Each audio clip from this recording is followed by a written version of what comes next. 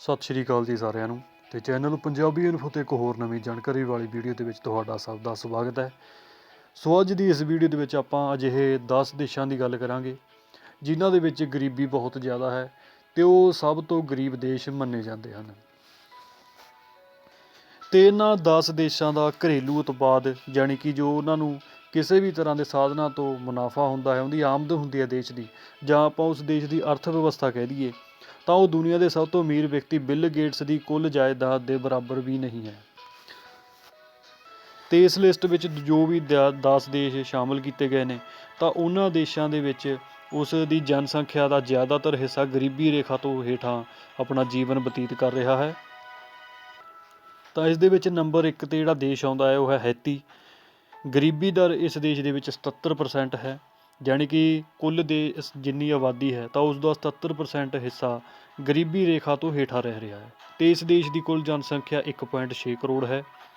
ਤੇ ਘਰੇਲੂ ਉਤਪਾਦ ਦਾ ਜਿਹੜਾ ਸਰਕਲ ਹੈ ਉਹ ਲਗਭਗ 8.259 ਅਰਬ ਡਾਲਰ ਹੈ। ਤੇ ਮਾਨਵ ਵਿਕਾਸ ਸੂਚਕਾਂਕ ਰੈਂਕ ਦੇ ਵਿੱਚ ਇਸ ਦਾ ਸਥਾਨ 163ਵਾਂ ਹੈ। ਅਤੇ ਕੁੱਲ ਜਨਸੰਖਿਆ 70% ਗਰੀਬੀ ਰੇਖਾ ਤੋਂ ਹੇਠਾਂ ਰਹਿ ਰਹੀ ਹੈ।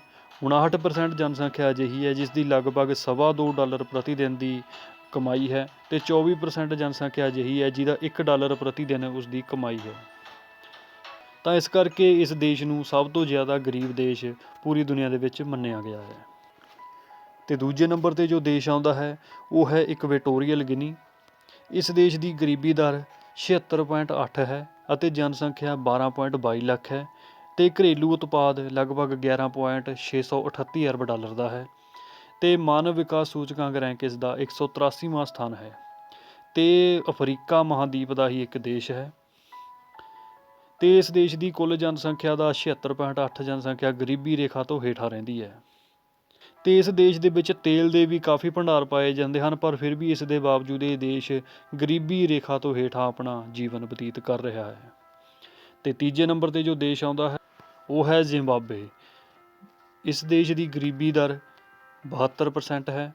ਜਨਸੰਖਿਆ 1.61 ਕਰੋੜ। ਘਰੇਲੂ ਉਤਪਾਦ ਸਕਲ ਹੈਗਾ 16.28 ਅਰਬ ਡਾਲਰ।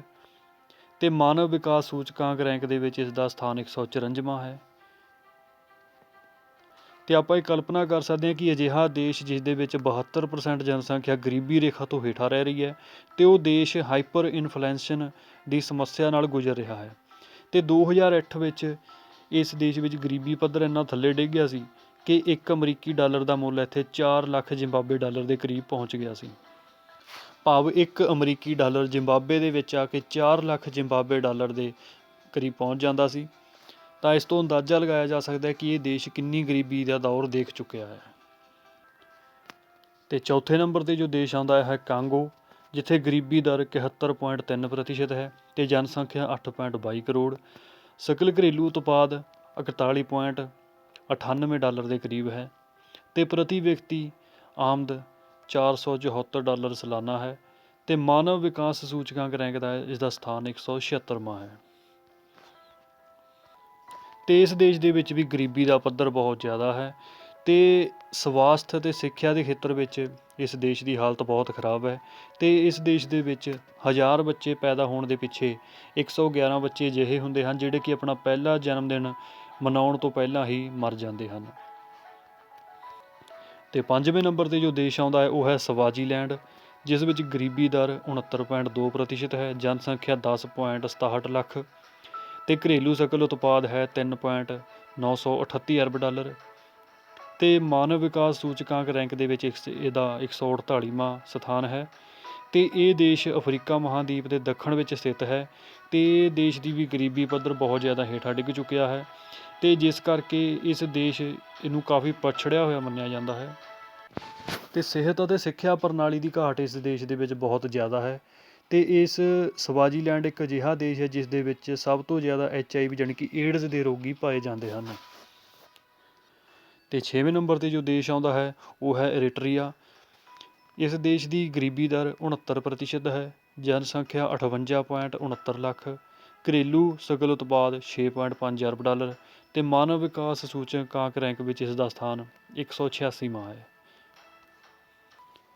ਤੇ ਇਹ ਦੇਸ਼ ਅਫਰੀਕਾ ਮਹਾਂਦੀਪ ਦੇ ਵਿੱਚ ਹੀ ਹਾਰਨ ਆਫ ਅਫਰੀਕਾ ਦੇ ਕੋਲ ਸਥਿਤ ਹੈ। ਇਸ ਦੇਸ਼ ਵਿੱਚ ਪ੍ਰਾਥਮਿਕ ਸਕੂਲ ਦੇ ਨਾਮਾਂਕਨ ਦੀ ਦਰ ਕੇਵਲ 33% ਹੈ। ਤੇ 7ਵੇਂ ਨੰਬਰ ਤੇ ਜੋ ਦੇਸ਼ ਆਉਂਦਾ ਹੈ ਉਸ ਦਾ ਨਾਮ ਹੈ ਮੈਡਾਗਾਸਕਰ। ਗਰੀਬੀ ਦਰ ਇਸ ਦੇਸ਼ ਦੀ 68.7% ਹੈ। ਜਨਸੰਖਿਆ 2.44 ਕਰੋੜ ਤੇ ਘਰੇਲੂ ਸਕਲ ਉਤਪਾਦ ਹੈ 10.3 ਅਰਬ ਡਾਲਰ ਦਾ। ਤੇ ਮਾਨਵ ਵਿਕਾਸ ਸੂਚਕਾਂਕ ਰੈਂਕ ਦੇ ਵਿੱਚ ਇਸ ਦਾ ਸਥਾਨ ਹੈ 158ਵਾਂ। ਹਿੰਦ ਮਹਾਸਾਗਰ ਵਿੱਚ ਸਥਿਤ ਇਹ ਦੀਪ ਦੇਸ਼ ਮੈਡਾਗਾਸਕਰ ਕਈ ਛੋਟੇ ਛੋਟੇ ਦੀਪਾਂ ਦੇ ਸਮੂਹ ਤੋਂ ਮਿਲ ਕੇ ਬਣਿਆ ਹੈ। ਮੈਡਾਗਾਸਕਰ ਦੀ 69% ਆਬਾਦੀ ਪ੍ਰਤੀ ਦਿਨ $1 ਤੋਂ ਵੀ ਘੱਟ ਆਮਦਨ ਨਾਲ ਆਪਣਾ ਜੀਵਨ ਬਤੀਤ ਕਰਦੀ ਹੈ। ਤੇ 8ਵੇਂ ਨੰਬਰ ਤੇ ਦੇਸ਼ ਆਉਂਦਾ ਹੈ ਬਰੂੰਡੀ, ਜਿੱਥੇ ਗਰੀਬੀ ਦਰ 66.9% ਹੈ। ਜਨਸੰਖਿਆ 1.11 ਕਰੋੜ ਤੇ ਸਕਲ ਘਰੇਲੂ ਉਤਪਾਦ ਹੈ 2.74 ਅਰਬ ਡਾਲਰ। ਤੇ ਮਾਨਵ ਵਿਕਾਸ ਸੂਚਕਾਂਕ ਰੈਂਕ ਵਿੱਚ ਇਸ ਦਾ ਸਥਾਨ ਹੈ 184ਵਾਂ। ਇਹ ਦੇਸ਼ ਮਾਨਵ ਵਿਕਾਸ ਸੂਚਕਾਂਕ ਰੈਂਕ ਵਿੱਚ ਸਭ ਤੋਂ ਨਿਚਲੇ ਪਾਏਦਾਨ 'ਤੇ ਸਥਿਤ ਹੈ। ਇਹ ਪੂਰਬੀ ਅਫਰੀਕਾ ਵਿੱਚ ਇੱਕ ਭੂਮੀ ਅਵਰੁੱਧ ਦੇਸ਼ ਹੈ। ਬਰੂੰਡੀ ਦੇਸ਼ ਦੇ ਵਿੱਚ ਸ਼ਿਸ਼ੂ ਮ੍ਰਿਤੂ ਦਰ 1000 ਜੀਵਤ ਬੱਚਿਆਂ ਦੇ ਪਿੱਛੇ 87.8 ਹੈ। ਇੱਥੇ ਵੀ ਸਿਹਤ ਅਤੇ ਸਿੱਖਿਆ ਦਾ ਪ੍ਰਬੰਧ ਬਹੁਤ ਜ਼ਿਆਦਾ ਹੇਠਲੇ ਪੱਧਰ ਉੱਪਰ ਹੈ। ਤੇ 9ਵੇਂ ਨੰਬਰ ਤੇ ਜੋ ਦੇਸ਼ ਆਉਂਦਾ ਹੈ ਉਹ ਹੈ ਸੀਅਰਾ ਲਿਓਨ। ਗਰੀਬੀ ਦਰ ਇਸ ਦੇਸ਼ ਦੀ 66.4% ਹੈ। ਜਨਸੰਖਿਆ 70.75 ਲੱਖ। ਸਕਲ ਘਰੇਲੂ ਉਤਪਾਦ 4.8 ਅਰਬ ਡਾਲਰ ਹੈ। ਤੇ ਮਾਨਵ ਵਿਕਾਸ ਸੂਚਕਾਂਕ ਰੈਂਕ ਵਿੱਚ ਇਸ ਦਾ ਸਥਾਨ 179ਵਾਂ ਹੈ। ਸੀਅਰਾ ਲਿਓਨ ਗਣਰਾਜ ਪੱਛਮੀ ਅਫਰੀਕਾ ਦੇ ਵਿੱਚ ਇੱਕ ਦੇਸ਼ ਹੈ। ਸੀਅਰਾ ਲਿਓਨ ਪੂਰੀ ਦੁਨੀਆ ਦੇ ਵਿੱਚ ਸਭ ਤੋਂ ਜ਼ਿਆਦਾ ਸ਼ਿਸ਼ੂ ਮ੍ਰਿਤੂ ਦਰ ਹੈ, ਜਾਣੀ ਕਿ ਨਵਜਾਤ ਬੱਚਿਆਂ ਦੀ ਮੌਤ ਦੀ ਦਰ ਇਸ ਦੇਸ਼ ਦੇ ਵਿੱਚ ਸਭ ਤੋਂ ਜ਼ਿਆਦਾ ਹੈ। 1000 ਬੱਚਿਆਂ ਦੇ ਪਿੱਛੇ 113.7% ਨਵਜਾਤ ਬੱਚਿਆਂ ਦੀ ਮੌਤ ਦੀ ਦਰ ਇਸ ਦੇਸ਼ ਵਿੱਚ ਹੈ। ਤੇ 10ਵੇਂ ਤੇ ਅੰਤਿਮ ਨੰਬਰ ਤੇ ਆਉਂਦਾ ਹੈ ਸਾਓ ਟੋਮ ਅਤੇ ਪ੍ਰਿੰਸਪੇ। ਇਸ ਦੇਸ਼ ਦੀ ਗਰੀਬੀ ਦਰ 66.2% ਹੈ। ਜਨਸੰਖਿਆ ਲਗਭਗ 19,428 ਹੈ। ਤੇ ਇੱਥੇ ਘਰੇਲੂ ਸਕਲ ਉਤਪਾਦ 355 ਮਿਲੀਅਨ ਡਾਲਰ ਹੈ। ਤੇ ਮਾਨਵ ਵਿਕਾਸ ਸੂਚਕਾਂਕ ਰੈਂਕ ਵਿੱਚ ਇਸ ਦਾ ਸਥਾਨ 142ਵਾਂ ਹੈ। ਤੇ ਇਹ ਇੱਕ ਕਾਫੀ ਛੋਟਾ ਦੀਪ ਦੇਸ਼ ਹੈ। ਅਧਿਕਾਰਿਕ ਤੌਰ ਤੇ ਡੈਮੋਕ੍ਰੇਟਿਕ ਰਿਪਬਲਿਕ ਆਫ ਸਾਓ ਟੋਮੇ ਤੇ ਪ੍ਰਿੰਸਪੇ ਗਿਨੀ ਦੀ ਖਾੜੀ ਵਿੱਚ ਪੁਰਤਗਾਲੀ ਭਾਸ਼ਾ ਦਾ ਇੱਕ ਦੀਪ ਦੇਸ਼ ਹੈ। ਇੱਥੇ ਘਰੇਲੂ ਜ਼ਰੂਰਤਾਂ ਨੂੰ ਪੂਰਾ ਕਰਨ ਦੇ ਲਈ ਵੀ ਖਾਦ ਸਮੱਗਰੀ ਦਾ ਉਤਪਾਦਨ ਨਹੀਂ ਹੁੰਦਾ, ਭਾਵ ਕਿ ਅਨਾਜ ਦੀ ਇੱਥੇ ਬਹੁਤ ਜ਼ਿਆਦਾ ਘਾਟ ਹੈ। ਤੇ ਆਪਣੀਆਂ ਜ਼ਰੂਰਤਾਂ ਨੂੰ ਪੂਰਾ ਕਰਨ ਲਈ ਜ਼ਿਆਦਾਤਰ ਇਸ ਦੇਸ਼ ਨੂੰ ਆਯਾਤ ਕਰਨਾ ਪੈਂਦਾ ਹੈ। ਤੇ ਇਸ ਦੇਸ਼ ਦੀ ਮੁੱਖ ਫਸਲ ਕੋਕੋ ਹੈ। ਸੋ ਜਿਵੇਂ ਕਿ ਆਪਾਂ ਪੂਰੀ ਲਿਸਟ ਵਿੱਚ ਦੇਖਿਆ ਕਿ ਇਹ ਪੂਰੇ 10 ਦੇਸ਼ਾਂ ਦੇ ਵਿੱਚ ਜ਼ਿਆਦਾਤਰ ਦੇਸ਼ ਅਫਰੀਕੀ ਮਹਾਂਦੀਪ ਨਾਲ ਸੰਬੰਧਿਤ ਰੱਖਦੇ ਹਨ। ਤੇ ਇਹ ਇੱਕ ਬੜੀ ਦੁਖਦ ਜਿਹੜਾ ਆਪਾਂ ਤੱਥ ਕਹਿ ਸਕਦੇ ਹਾਂ ਕਿ ਪੂਰੇ ਅਫਰੀਕਾ ਮਹਾਂਦੀਪ ਦੇ ਵਿੱਚ ਕੋਈ ਵੀ ਦੇਸ਼ ਦੁਨੀਆ ਦੇ ਵਿਕਸਿਤ ਦੇਸ਼ਾਂ ਦੇ ਰੂਪ ਵਿੱਚ ਨਹੀਂ ਜਾਣਿਆ ਜਾਂਦਾ ਹੈ।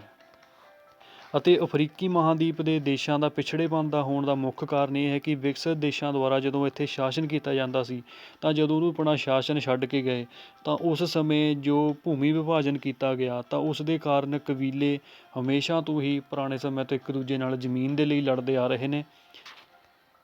ਸੋ ਜਿਸ ਕਰਕੇ ਉੱਥੋਂ ਦੀ ਜ਼ਿਆਦਾਤਰ ਜੋ ਜਨਸੰਖਿਆ ਹੈ ਅਫਰੀਕਾ ਮਹਾਂਦੀਪ ਦੀ, ਉਹ ਵਿਕਾਸ ਵੱਲ ਆਪਣਾ ਧਿਆਨ ਹੀ ਨਹੀਂ ਦੇ ਪਾਏ। ਸੋ ਇਹ ਸੀ ਅੱਜ ਦੀ ਜਾਣਕਾਰੀ ਵਾਲੀ ਵੀਡੀਓ। ਉਮੀਦ ਹੈ ਤੁਹਾਨੂੰ ਜਾਣਕਾਰੀ ਚੰਗੀ ਲੱਗੀ ਹੋਵੇਗੀ। ਸੋ ਹੁਣ ਇਜਾਜ਼ਤ ਦਿਓ, ਜਲਦੀ ਮਿਲਾਂਗੇ ਕਿਸੇ ਹੋਰ ਨਵੀਂ ਜਾਣਕਾਰੀ ਵਾਲੀ ਵੀਡੀਓ ਦੇ ਵਿੱਚ।